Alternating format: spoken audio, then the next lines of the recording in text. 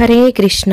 శ్రీమద్ భగవద్గీత 6వ అధ్యాయం ధ్యానయోగం నుండి 9వ శ్లోకం. సుహృన్మిత్రార్యుదాసీనా మధ్యస్థ ద్వేషబంధుషు సాధుష్వపి చ పాపేషు సమబుద్ధిర్విశిష్యతే. మరొకసారి, సుహృన్మిత్రార్యుదాసీనా మధ్యస్థ ద్వేష బంధుషు సాధుష్వపి చ పాపేషు సమబుద్ధిర్విశిష్యతే.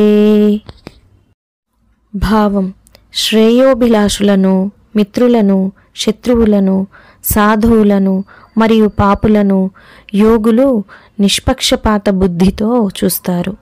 మిత్రుల, సహచరుల, శత్రువుల పట్ల సమబుద్ధితో ఉంటూ శత్రువుల, బంధువుల పట్ల తటస్థంగా మరియు పుణ్యాత్ములు, పాపాత్ముల పట్ల పక్షపాతం లేకుండా ఉన్న యోగి మానవులలో సర్వశ్రేష్ఠుడిగా పరిగణింపబడతాడు అని శ్రీకృష్ణ పరమాత్మ అర్జునునితో పలికెను.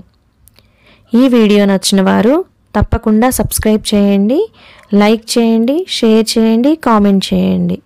ధన్యవాదాలు.